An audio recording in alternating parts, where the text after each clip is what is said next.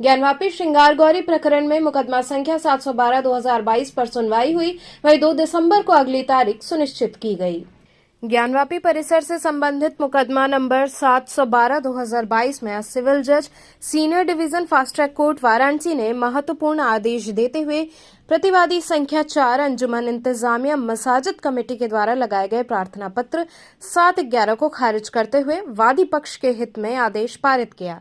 इस मुकदमे की अगली सुनवाई 2 दिसंबर सुनिश्चित हुई। मुकदमे में अगली तारीख पर तत्काल पूजा वाले प्रार्थना पत्र पर सुनवाई होगी। की तरफ से दाखिल ऑर्डर 7 रूल 11 का उस प्रार्थना पत्र को माननीय न्यायालय ने खारिज कर दिया है। मेंटेनेबिलिटी के इशू पर जो है हम लोग के मुकदमा को पोषणीय मान लिया गया है। मुकदमे में फर्दर सुनवाई 2 दिसंबर की तय की गई है। आगे रिटन स्टेटमेंट और फ्रेमिंग ऑफ इशू के लिए मामला है। और साथ ही साथ एक इंपॉर्टेंट विषय, तुरंत पूजा की जो मांग ऑर्डर 39 के तहत हमने इंजंक्शन एप्लीकेशन फाइल किया है उस पर सुनवाई अब होगी। अब ये मुकदमा जो है ये असली रूप में एक मुकदमा जो है ज्ञानवापी प्रकरण में सामने आया है। तमाम तरह की बातें आ रही थी, दो फाड़ और इसके साथ ही मुस्लिम पक्ष अलग, अब क्या कहना है? देखिए, ऐसा है कि हिंदू समाज एक है। मैं बार बार कहता हूँ, ये तथाकथित कुछ लोग होते हैं जो कि किसी तरीके से अपने आप को सिर्फ मीडिया के सामने बनाए रखने के लिए इस तरह का प्रयास, कुत्सित प्रयास करते हैं। ठीक है, बाकी हिंदू समाज और सनातन समाज एक है और बाकी जो भी पक्ष के विरुद्ध फैसला आया उनके पास अपना लीगल राइट है, वो जहाँ जाना चाहिए। कौन सी पिटीशन थी जो खारिज की गई है? देखिए, प्रार्थना पत्र थी वो 35 वो डिफेंडेंट नंबर 4 अंजुमन इंतजामिया मुस्लिम पक्ष द्वारा दाखिल की गई थी कि यह मुकदमा पोषणीय नहीं है। तो यह मुकदमा पोषणीय नहीं है, उसी को खारिज किया गया। अच्छा, बिंदु क्या बताएं खारिज करने के? बिंदु पॉइंट्स क्या थे खारिज करने के? बिंदु पर अब सुनवाई होगी। देखिए, बेसिकली अगली जो सुनवाई है माननीय न्यायालय में तो रिटन स्टेटमेंट और इशू बनाने के लिए किया है। तो लेकिन उस पर सुनवाई अभी ऑर्डर 39 का एक हमारा एप्लीकेशन है, इंजंक्शन एप्लीकेशन बोलते हैं उसको।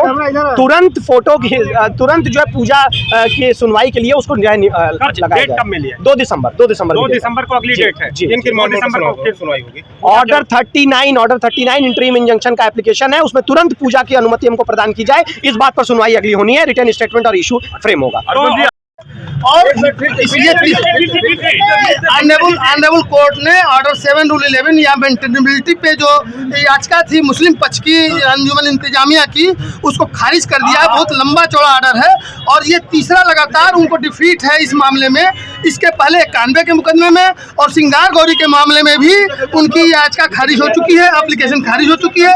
ये तीसरा लगातार ये ऑर्डर, इस प्रकार कोर्ट ने ये माना है कि ये मामला जो है सुनवाई योग्य है और ये सुनवाई होगी इसकी यहाँ पे अदालत में। तो ये बहुत बड़ा जो एक टर्निंग पॉइंट है इस मुकदमे में भी, क्योंकि ये जो मुकदमा आज का है वो टाइटल सूट है। वो जो 9130 रकबा है, अराजी नंबर 1 बीघा 9 बिस्सा 6 धूर, जिसमें पूरा प्रीमाइसेज स्थित है, उसका स्वामित्व को एकदम ये टर्निंग पॉइंट है। और ये जिस तरीके से ऑनरेबल कोर्ट इस तरीके से उनकी ऑर्डर 7 रूल 11 की एप्लीकेशन खारिज कर रही है, इससे ये साबित हो रहा है कि जो पूजा स्थल विधेयक है वो इस एप्लीकेशन इन मुकदमों पे लागू नहीं होता है। किस आधार पर खारिज हुआ है?